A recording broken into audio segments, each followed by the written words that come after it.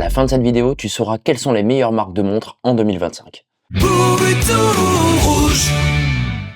Salut à tous et bienvenue sur Bouton Rouge. Aujourd'hui, je vais vous donner ma liste des 5 meilleures marques de montres de 2025, celles qui ont tout cassé cette année. Et c'est aussi une occasion très spéciale parce que vous êtes maintenant presque 500 abonnés. Et pour fêter ça, j'ai décidé d'organiser un concours. Et si vous voulez tout savoir, regardez bien cette vidéo. Elle pourrait avoir une importance si vous souhaitez être le gagnant ou la gagnante. Et c'est parti tout de suite pour le moment controversé. Les 5 marques arrivent. Et on va commencer par Timex. Timex, c'est une marque américaine fondée en 1854 sous le nom de Waterbury Clock Company. C'est une marque plutôt de montres d'entrée de gamme. Et jusque-là, ils s'en sortaient très bien avec des montres assez basiques, jusqu'à ce que je découvre cette vidéo de Anachroniste qui compare leur Timex Marlin chronographe à une Tag Heuer Carrera 60e anniversaire. Et là, j'ai été complètement choqué. Tellement choqué que j'ai fini par l'acheter. D'ailleurs, vous pouvez voir quelques plans de cette montre dans ma vidéo sur le choix de bracelet. Alors j'ai commencé à m'intéresser à ce que faisait cette montre en détail en ce moment, et dû à mon achat, j'ai été automatiquement inscrit à la newsletter. Et j'ai eu une impression folle. Chaque semaine, je recevais un mail avec une nouveauté qui sortait, et à chaque fois, elle était plus choquante. Chez eux, tous les designs, bien que parfois empruntés, sont surprenants, bien réalisés, et la marque fabrique des montres qui ont l'air plus chères que leur prix. Vous avez par exemple toute la gamme Marlin, qui contient des GMT, des chronographes comme celui dont je vous ai parlé avant, et aussi des montres de tous les jours, faciles à porter ou avec des designs originaux, des chiffres sympathiques, ou encore même des montres sport, ou des exemples un peu plus chics, un peu plus habillés. Et cette marque-là, elle privilégie en ce moment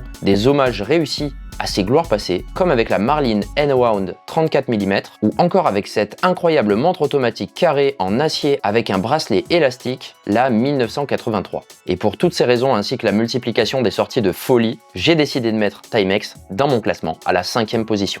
À la 4e place, j'ai pensé à Seiko. Seiko, c'est l'un des rois de la montre. C'est une marque japonaise qui est connue pour tout plein de choses, notamment avoir causé la crise du quartz dans les années 70. Pendant longtemps, maître incontesté de la montre discrète, pas chère et bien faite, qui allait philosophiquement un petit peu à l'encontre des Suisses, elle commence à être décriée depuis quelques années suite à la baisse de qualité de certains modèles et surtout l'augmentation des prix. De plus, ils commençaient à devenir un peu ennuyeux avec leur gamme Seiko 5, qui servait de fourre-tout dans lequel ils mettaient toutes leurs bonnes mais surtout leurs mauvaises idées et où ils multipliaient les collaborations, les éditions limitées, sans réelle folie créative derrière. Sauf que en 2025, vous n'êtes pas sans le savoir si vous avez vu les autres vidéos de ma chaîne, Seiko s'est réveillé et a mis une claque à tout le monde. J'appelle à la barre cette collaboration incroyable avec Paddy et ses cadrans verts texturés sur une 62 MAS et sur une Samurai, leur nouvelle Speed Timer qui est une alpiniste boostée au racing et avec des dimensions très convenables, et bien sûr le retour en force de leur designer qui a inspiré ma mini-série sur les concepts Seiko, que vous pouvez d'ores et déjà aller voir avec l'épisode 1 sur une montre vampire et l'épisode 2 sur une montre pour faire les œufs.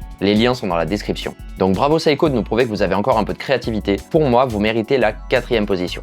Et là, ça se complique. En 3e position, j'ai pensé à la marque Saint-Martin. Saint-Martin, c'est une marque chinoise qui s'est fait connaître pour ses hommages à des montres de luxe, beaucoup mieux réalisées que ses concurrents. Cela se mesurait au niveau de finition. Je vous renvoie d'ailleurs à cette vidéo d'Olivier d'Oromax qui compare une Rolex avec son hommage de chez Saint-Martin en faisant des macros très précis, et vous pourrez voir que la qualité de ces montres chinoises est assez impressionnante. Mais ce qu'il y a de fort chez Saint-Martin, c'est que depuis un peu plus d'un an, ils ont acquis des savoir-faire suffisants pour faire leur propre design, et faut le dire, c'est à chaque fois des masterclass. En tête de gondole, c'est SN0144 au cadran Genzheng que je vous ai notamment présenté dans ma vidéo sur sa version BGX qui est donc GMT. Aujourd'hui, ils l'ont décliné de plusieurs manières car le modèle cartonne, notamment avec des cadrans nacrés, des cadrans aux finitions poil de lapin et tout plein d'autres modèles à découvrir. Je vous laisse aller parcourir le site SKB Watches pour découvrir toutes ces folies. D'ailleurs, j'aurai bientôt un bon plan à vous fournir pour que vous puissiez acheter des Saint-Martin au meilleur prix, tous sites confondus. Donc Saint-Martin, je les mets en 3e position.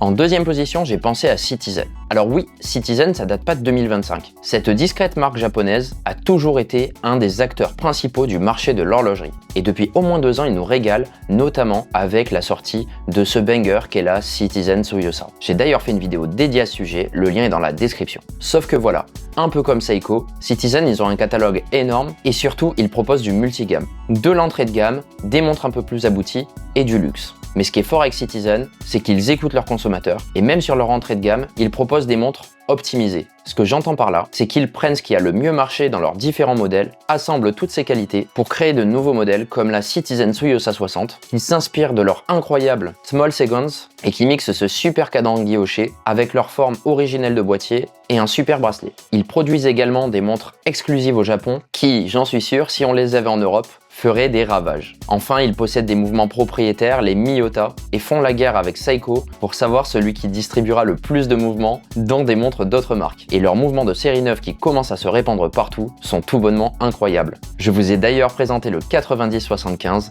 dans ma Saint-Martin SN0144 BGX. Donc Citizen cette année pour vous, c'est la deuxième position. Alors là, vous allez sans doute vous demander qui est-ce que j'ai choisi en première position pour 2025.